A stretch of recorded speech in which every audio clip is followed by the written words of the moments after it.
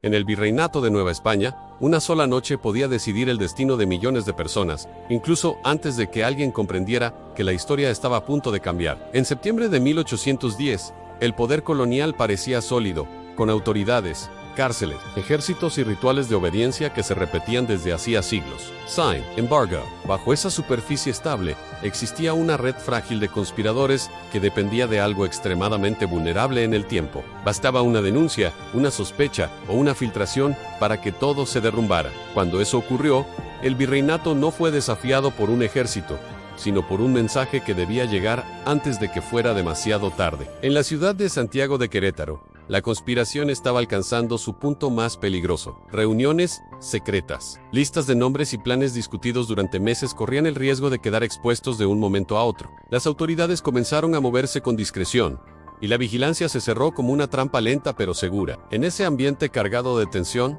Josefa Ortiz de Domínguez comprendió que el silencio ya no protegía a nadie. Ella estaba ligada al sistema colonial por su esposo, el corregidor Miguel Domínguez, pero también estaba comprometida con la causa insurgente por convicción personal. Sabía que, si la red era desmantelada antes de actuar, no habría levantamiento, solo arrestos nocturnos y castigos ejemplares. Josefa fue vigilada, aislada y presionada, porque el virreinato entendía una regla básica del poder en sí: cortas la comunicación, destruyes la amenaza.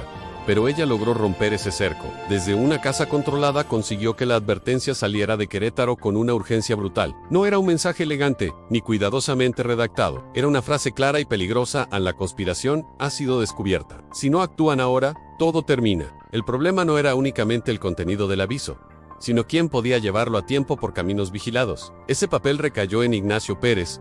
No era un líder militar famoso, ni un orador carismático. Era un funcionario local, parte del engranaje cotidiano del virreinato, alguien cuya vida dependía de órdenes, jerarquías y rutinas administrativas. Precisamente por eso, su decisión pesa tanto. Aceptar el encargo significaba cruzar una línea invisible. Si era detenido en el camino, no habría defensa posible. No sería un error administrativo, sería traición directa. Y aún así, aceptó. Entendió que la inacción era una condena segura y que el riesgo, por brutal que fuera, ofrecía al menos una posibilidad de cambiar el curso de los acontecimientos. Pérez salió de Querétaro de noche, con un destino claro en San Miguel el Grande, hoy San Miguel de Allende, donde Ignacio Allende y otros conspiradores podían decidir el siguiente paso. Los caminos del Bajío no eran simples rutas de paso, eran espacios de control, llenos de autoridades locales, viajeros atentos, rumores persistentes y controles informales. Un jinete que avanzaba de madrugada llamaba la atención. Un jinete que no se detenía levantaba sospechas. Pérez debía moverse rápido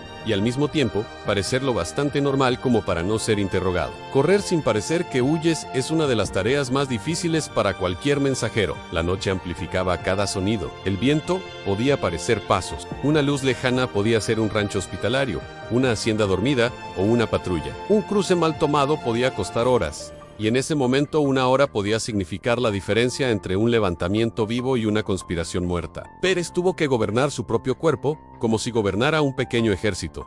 Controlar el ritmo, la respiración, el cansancio y el miedo. Si el caballo caía, el mensaje moría con él en sí, dudaba demasiado. El poder colonial ganaba tiempo. Mientras cabalgaba, el peligro no era solo físico, era social y psicológico. Cualquier encuentro podía derivar en preguntas incómodas. Un conocido podía reconocerlo. Una autoridad local podía exigir explicaciones. Un mensajero no puede justificar su urgencia sin revelar su misión.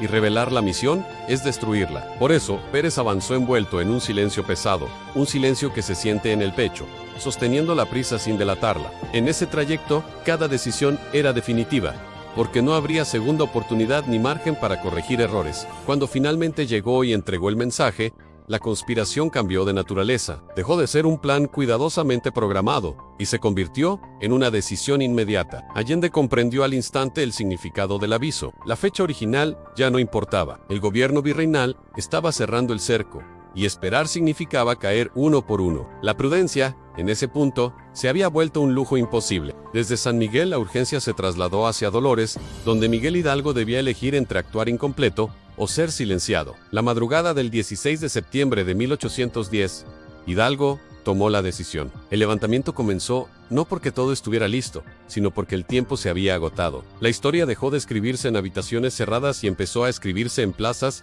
atrios y caminos. Ese es el giro esencial de esta historia. El acto heroico de Ignacio Pérez no fue derrotar a un enemigo visible, sino vencer a la inercia. La inercia es el arma más silenciosa de cualquier sistema, porque paraliza antes de que alguien dispare. El mensaje obligó a elegir.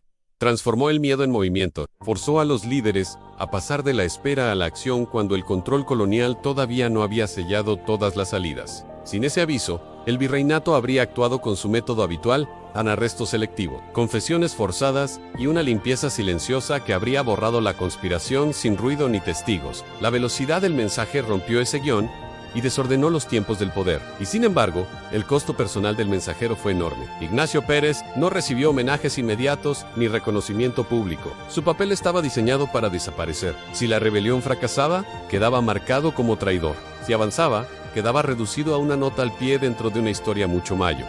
Ese es el heroísmo incómodo de este episodio en actuar, sabiendo que la victoria no garantiza memoria ni recompensa. También está el papel de Josefa Ortiz de Domínguez, cuya decisión inicial rompió el encierro. Sin ella no hay aviso.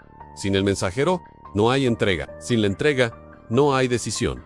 La historia se construye con cadenas frágiles. Un acto habilita a otro, y otro más, hasta que lo inevitable deja de serlo. El virreinato tenía ejércitos, tribunales y cárceles, pero dependía del tiempo y de la comunicación. Cuando la comunicación se mueve más rápido que el control se agrieta. En 1810, esa grieta tuvo la forma de una cabalgata nocturna que atravesó territorios vigilados. Por eso este episodio es más que una anécdota, muestra una verdad dura sobre los imperios. Pueden ser enormes y aún así perder el control por un instante de velocidad. Un gobierno puede dominar territorios enteros, pero no puede retroceder el reloj.